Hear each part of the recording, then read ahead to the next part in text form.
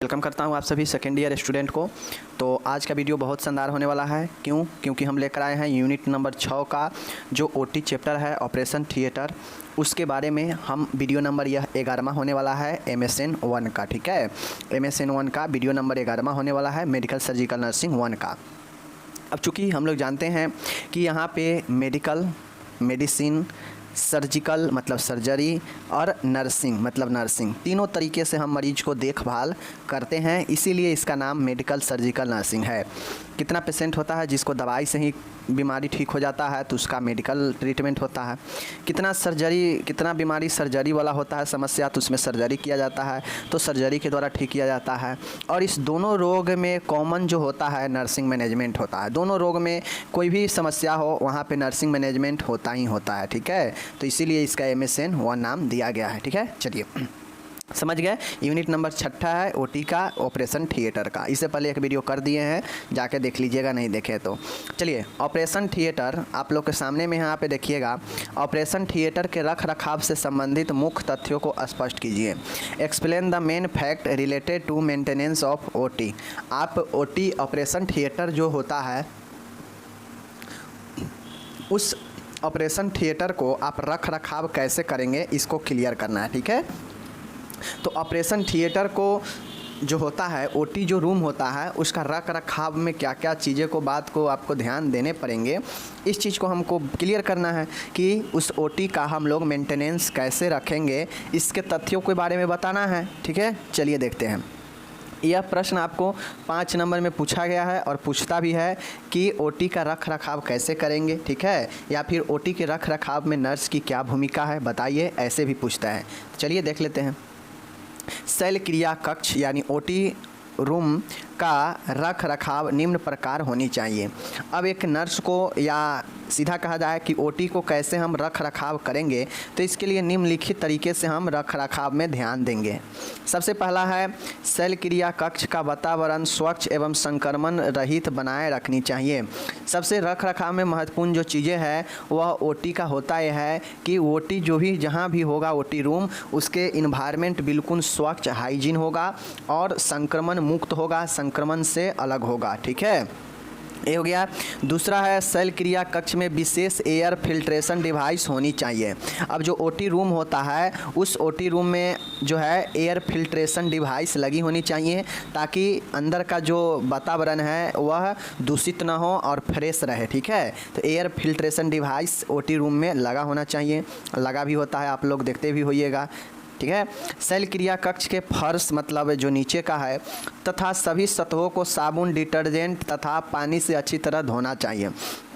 अब जो OT room होता है उसके फर्श पर कोई गंदगी ना रहे, कोई चीज़ें ना रहे, तो इसके साफ़ सफाई के लिए साबुन या डिटर्जेंट और पानी से अच्छी तरह धोनी चाहिए। जितने भी सतह है ओटी का जो पहुँच तक है वो सबको अच्छे से साफ़ करके रखनी चाहिए। ठीक है, शल्य कक्ष का तापमान 20 से 24 डिग्री सेंटीग्रेड तथा ह्यूमिडिटी की मात्रा 50 से 60 होनी चाहिए।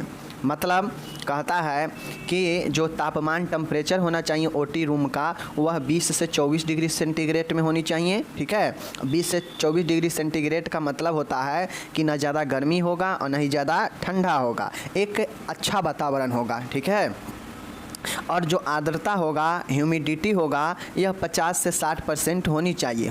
ह्यूमिडिटी का मतलब कहता है आर्द्रता, मतलब कितना ज़्यादा वातावरण आर्द्र है। आर्द्र का मतलब होता है कि नमी रहित, तो 50 से 60% बिल्कुल सूखी होनी चाहिए। ठीक है, शल्य कक्ष में संवातन की पर्याप्त व्यवस्था होनी चाहिए। अब जो शल्य कक्ष ओटी रूम है वहाँ पे वेंटिलेशन की बहुत ही सख्त ज़रूरी पर्याप्त मात्रा में होनी चाहिए। क्योंकि यही संवातन क्या करता है, अंदर के हवा को बाहर निकालता है और बाहर के शुद्ध और स्वच्छ हवा को अंदर लाता है, तो ये संवातन होनी चाहिए। ऑपरेटिंग टेबल के मैट्रेस पैड्स को डिसइंफेक्ट घोल से साफ़ करनी चाहिए। और जो ऑपरेटिंग टेबल है उस पर उसके जो मैट्रेस पैड है उसको डिसइंफेक्ट मतलब विसंक्रमण घोल से साफ़ करनी चाहिए। ऑपरेटिंग टेबल का मतलब होता है कि जिस टेबल पर ऑपरेट किया जाता है सर्जरी। ठीक है ना। 7वां है, यहाँ पे देखिएगा, फर्श की सफाई के लिए वेट वैक्यूम क्लीनर का भी प्रयोग किया जाता है। आप लोग देखते होइएगा कि रेलवे स्टेशन पर नए नए तकनीक आया है, वहाँ पे देखते होइएगा कि पहिया लगा होता है और वह छोटा सा मशीन पहिया लगा होता है और वह क्या करता है कि एक ट्रेन सा जैसा घूमता है और उसके नीचे एक गोला सा पहिया लगा होता है जो फर्श को एकदम चाँप के वैक्यूम प्रेस जो है दबाव देकर साफ़ करता है। तो यही कहता है कि फर्श की सफाई के लिए बेट वैक्यूम क्लीनर का भी उपयोग किया जा सकता है। ठीक है। शैल कक्ष में सभी फर्नीचर को व्यवस्थित कर रखना चाहिए। जो शैल क्रिया होता है ओटी, वहाँ पे सभी जो फर्नीचर है उसको व्यवस्थित तरीके से रखनी चाहिए। ठीक है। 9वां देखिएगा यहाँ पे शैल क्रिया के फर्श को ढलान गैलरी की ओर होनी चाहिए। अब जो शैल क्रिया के फर्श है उसका जो कॉरिडोर जो गैलरी होगा उसका ढलान होनी चाहिए किस ओर? गैलरी की ओर, ताकि अंदर अगर साफ़ सफाई हो तो अंदर पानी न टिके और वह आसानी से ढलान के रास्ते से पानी बाहर आ जाए गैलरी के साइड में। ठीक है। तो इसीलिए ढलान वाला होनी चाहिए। शैल क्रिया में प्रवेश करने से पहले इसको फिल्टर किया जाना चाहिए ताकि उसमें धूल न रहे। मेरे डियर, जो ओटी रूम होता है उसमें अगर प्रवेश किया जा रहा है तो प्रवेश करने से पहले इसको फिल्टर किया जाना चाहिए। फिल्टर मतलब समझ रहे हैं ना, किया जाना चाहिए ताकि उसमें कोई धूल वगैरह न रहे। ठीक है। साफ फिल्टर मतलब एकदम वैक्यूम के द्वारा फिल्ट्रेट किया जाता है। अगर कोई भी धूल कण होगा तो वह आसानी से बाहर आ जाएगा। तो प्रवेश करने से पहले इसको फिल्टर कर लिया जाता है। ठीक है। 11 नंबर देखिएगा यहाँ पे शैल क्रिया में प्रकाश की समुचित व्यवस्था होनी चाहिए। अब एक ओटी के रख रखाव में ये चीज़ का ध्यान रखना पड़ेगा कि लाइट का पर्याप्त व्यवस्थित होनी चाहिए। ठीक है। नेक्स्ट है ऑपरेशन टेबल की प्रकाश जो है व्यवस्था के लिए बड़े शैडो लेस लैंप तथा गतिशील लैंप की व्यवस्था होनी चाहिए। अब जो ऑपरेशन टेबल होता है, ऑपरेशन टेबल की प्रकाश की व्यवस्था के लिए बड़े शैडो लेस लैंप तथा गतिशील लैंप की व्यवस्था होनी चाहिए। आप लोग देखते होइएगा कि जिस टेबल पर मरीज रहता है जहाँ सर्जरी होता है तो वो एकदम बारीकी से देखने के लिए डॉक्टर को रूम में तो लाइट लगा ही रहता है, साथ में एक जहाँ सर्जरी होता है जिस टेबल पर, उस टेबल पर पर्याप्त रोशनी होनी चाहिए ताकि जो डॉक्टर है उनको कोई भी परेशानी ना हो सर्जरी करने में या उसके अंदर के ऑर्गेन को देखने में, समझ गए ना, जांचने में। क्यों? क्योंकि नज़दीक बहुत बारीकी होता है बॉडी में, तो अगर जो रूम का अलग अलग लाइट है वह पर्याप्त नहीं रहता है, तो नज़दीक जो ऑपरेशन टेबल है उस पर प्रकाश का व्यवस्था होना चाहिए और इसके लिए शैडो लेस लैंप का या फिर गतिशील लैंप का व्यवस्थित होनी चाहिए जो लगा भी होता है, अक्सर आप लोग देखते होइएगा। ठीक है ना। चलिए 13 नंबर देखिएगा यहाँ पे शैल क्रिया कक्ष का संपूर्ण फर्नीचर एवं अन्य सामान स्टील का होना चाहिए। अब जो शैल क्रिया ओटी रूम होता है उसका संपूर्ण जो फर्नीचर और जो अन्य सामान है वह स्टील की होनी चाहिए। मतलब ज़्यादा से ज़्यादा जो है सामान ओटी के अंदर का स्टील का होनी चाहिए। एंड लास्ट वाला है शैल क्रिया में सभी आपातकालीन औषधियाँ होनी चाहिए। अब ओटी के रख रखाव में आपको करना चाहिए कि जितने भी आवश्यक औषधियाँ हैं, इमरजेंसी ड्रग है, वो सब के सब जो है होनी चाहिए ओटी रूम में। ठीक है। साथ में ओटी रूम में जो है बहुत सारे चीज़ों का जमावड़ा होता है, वो सारे चीज़ होनी चाहिए। कम से कम ये 14 पॉइंट आपको ध्यान में रखना पड़ेगा कि एक ओटी के रख रखाव या एक ओटी रूम के देखभाल कैसे करेंगे या नर्स के द्वारा ओटी के देखभाल में क्या भूमिका होगा, ये सारा चीज़ें मैंने आपको यहाँ पे बता दिया। ठीक है। तो ये ओटी के रख रखाव हुआ, ऑपरेशन थिएटर के रख रखाव साफ़ सफाई से रिलेटेड चीज़ हुआ जिसको ध्यान देना बहुत ज़रूरी है। अगर ध्यान नहीं देगा तो इसका खतरा ऑपरेशन हो रहे पेशेंट पर पड़ता है, जैसे इन्फेक्शन होगा। ठीक है। ज़्यादातर मामले में इन्फेक्शन ही होगा। ठीक है ना।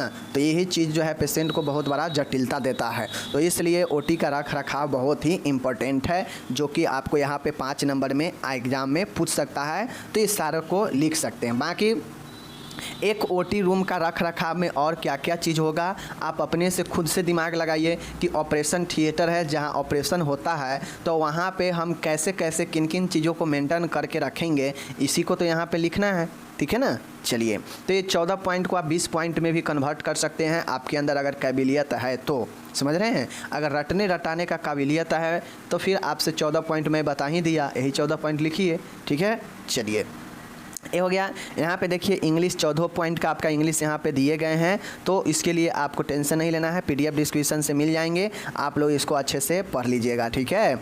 चलिए अब हम लोग चलते हैं नेक्स्ट क्वेश्चन की तरफ चलेंगे। बाकी आप लोग अपना प्यार आशीर्वाद देते रहिए और मैं कोशिश करूँगा कि बेटर से बेटर आप लोग को मैं पढ़ा सकूँ, ताकि यह पढ़ाई आगे भी काम दे, ठीक है। क्योंकि अब आने वाला समय में ज़्यादातर जो है चीज़ें अब एग्ज़ाम से ही होगा, तो ये दिमाग से हटा दीजिए कि हमको नंबर पर जो है सब ज़्यादातर मामले में अब नंबर पर जॉब नहीं होंगे, समझ रहे हैं चीज़ को। चलिए अब आ गया है दूसरा प्रश्न। दूसरा प्रश्न है कि ओटी कक्ष में रोगी की देखभाल के दौरान नर्स की क्या क्या भूमिका होगी। What is the role of nurse during care of the patient in OT. अब समझिए एक पेशेंट है जिसको सर्जरी होना है, तो हम लोग जानते हैं कोई भी सर्जरी वाला पेशेंट है उसको देखभाल हम लोग 3 तरीके से करते हैं, समझ गए। एक होता है सर्जरी से पहले का देखभाल होता है, जो पेशेंट को सर्जरी के लिए तैयार किया जाता है, तो सर्जरी से पहले का देखभाल नर्स के द्वारा। एक होता है ड्यूरिंग सर्जरी, सर्जरी के दौरान देखभाल होता है जो ओटी रूम में होता है, ठीक है, तो ये सर्जरी के दौरान होता है।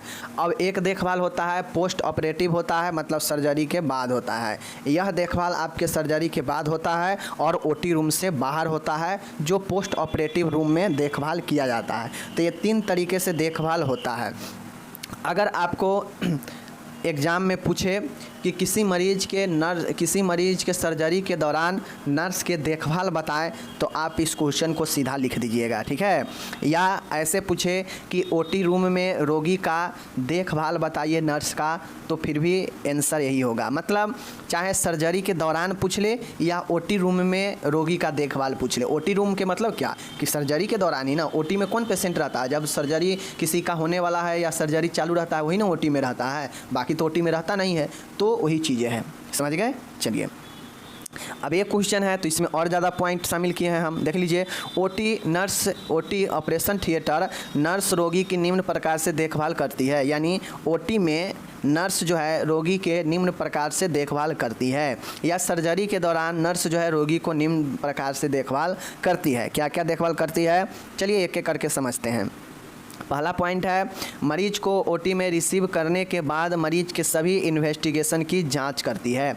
अब जो भी पेशेंट का ओटी होना है और सर्जरी होना है, तो मरीज को नर्स जो होती है हम लोग जानते हैं स्क्रब नर्स होती है, जो ओटी के रूम के अंदर रहती है, ठीक है ना। सर्कुलेटरी नर्स जो होती है वह ओटी रूम से बाहर रहती है।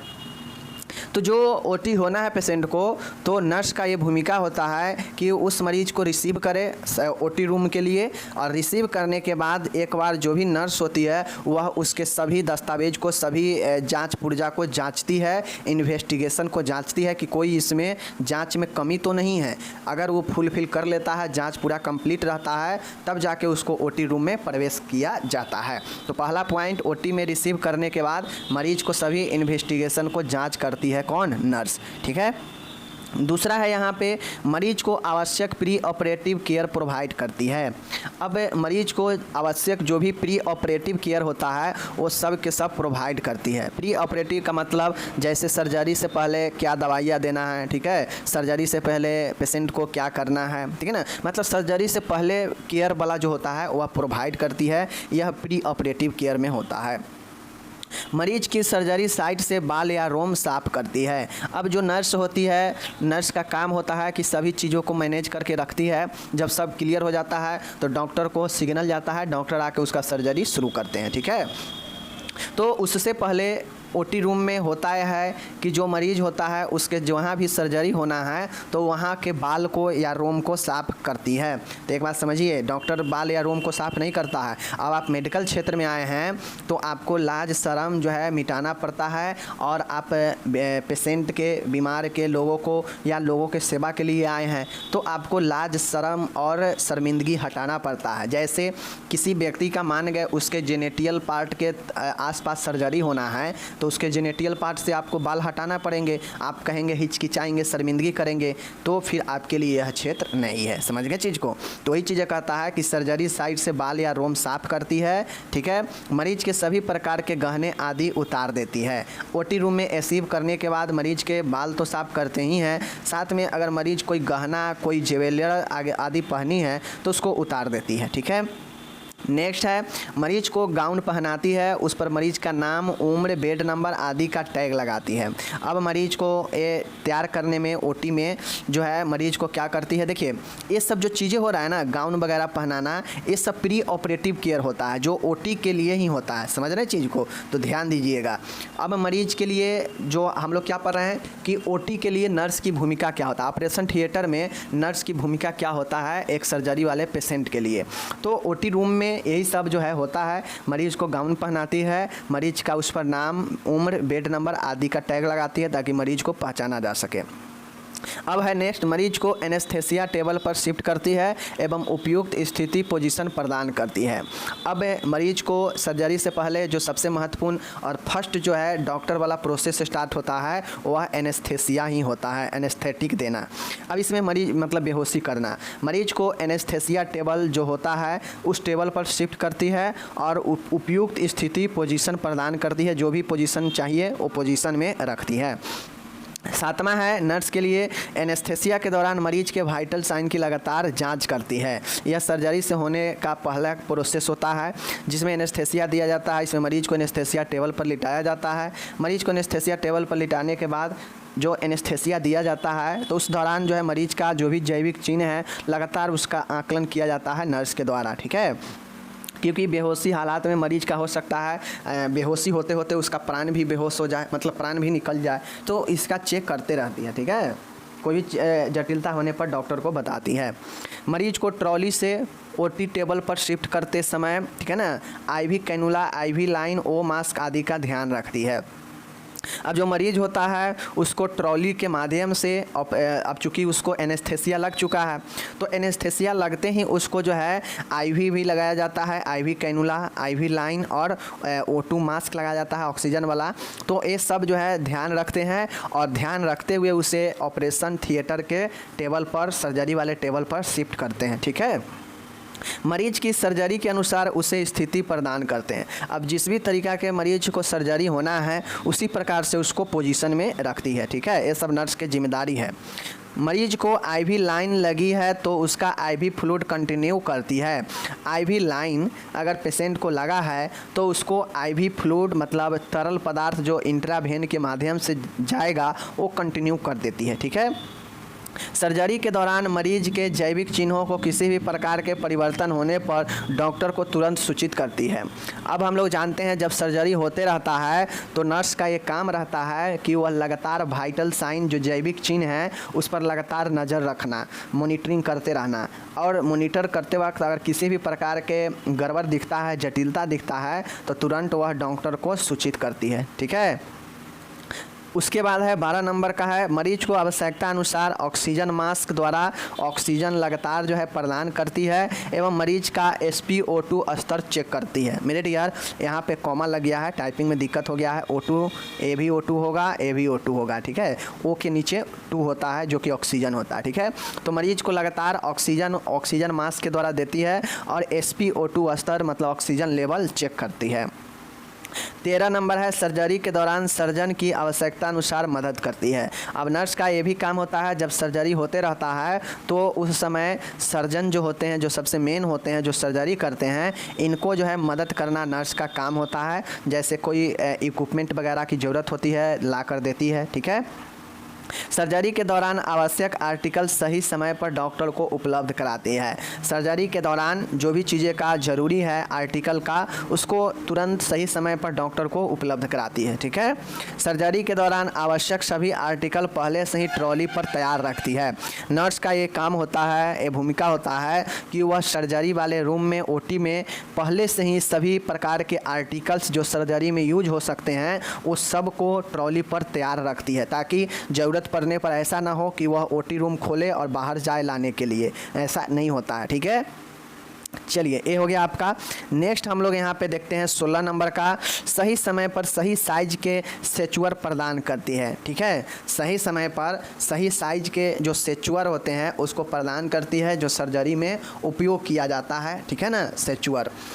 सर्जरी के पूर्ण होने के बाद सभी आर्टिकल एवं ट्रॉली OT टेबल के ओटी टेबल के समीप से हटा देती है। जैसे ही सर्जरी कंप्लीट होता है तो जितने भी आर्टिकल सामान हैं, जितने भी ओटी टेबल के नज़दीक ट्रॉली है, उसको उसके नज़दीक से हटा देती है, क्योंकि अब इसका काम ख़त्म हो गया है तो नज़दीक हटा देगी। ठीक है। 18 नंबर है कि मरीज को सावधानीपूर्वक ओटी टेबल से ट्रॉली पर शिफ्ट करती है पोस्ट ऑपरेटिव रूम में ले जाने के लिए। ठीक है। तो मरीज को ओटी टेबल से सावधानीपूर्वक ट्रॉली पर शिफ्ट करती है। ठीक है। ये सर्जरी के बाद हो जाता है। मरीज की सर्जरी साइट पर किसी भी प्रकार के कॉम्प्लिकेशन के लिए जांच करती है। अब जहां भी सर्जरी हुआ है, नर्स का ये काम होता है कि कोई जटिलता तो वहाँ पे नहीं है, तो इसके लिए वह एक बार जाँच भी करती है। 20वां नंबर है मरीज को पोस्ट ऑपरेटिव यूनिट यानी रिकवरी रूम में भेज देती है। एंड 20वां और लास्ट पॉइंट ये होगा कि नर्स जो करती है सर्जरी होने के तुरंत बाद पेशेंट को पोस्ट ऑपरेटिव रूम में, जहाँ पे पेशेंट को कुछ दिनों तक रखा जाता है, देखभाल किया जाता है, वहाँ रूम में भेज दिया जाता है। तो इस प्रकार से यह 20 पॉइंट आपको मैंने बताया कि एक सर्जरी वाले पेशेंट का सर्जरी के दौरान ओटी रूम में क्या क्या चीज़ का देखभाल करना चाहिए नर्स के द्वारा, वो सारे चीज़ मैंने यहाँ पे आपको बता दिया। ठीक है। यहाँ पे इंग्लिश दिया गया है, आप लोग इसको इंग्लिश में अच्छे से समझ सकते हैं, कोई दिक्कत नहीं है। ठीक है। तो ये सब के सब आपके हिसाब से यहाँ पे देख लीजिए, पूरा कंप्लीट यहाँ पे सब लिखा गया है। तो इंग्लिश हिंदी कुछ में भी है, आप लोग को दिक्कत नहीं होगा। इस तरीके से यहाँ पे आपको पढ़ाया जा रहा है, बताया जा रहा है। बाकी मेहनत करना मेरे डियर आपके हाथ में है, करेंगे तो बेहतर होगा, नहीं करेंगे तो भी बेहतर होगा। वो आपके लिए ही बेहतर होगा कि नहीं होगा वो आप बिल्कुल जानते हैं। ठीक है। तो इस प्रकार से आपको PDF डिस्क्रिप्शन में मिल जाएगा, डाउनलोड कर लीजिएगा। ठीक है। चलिए हम लोग मिलेंगे अगले वीडियो में। आज हम लोग क्या पढ़े हैं कि ओटी रूम का रख रखाव कैसे किया जाएगा। ठीक है।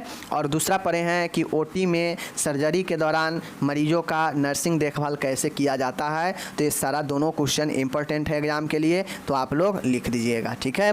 चलिए मिलेंगे अगले वीडियो में, तब तक धन्यवाद, टेक केयर, बाय बाय।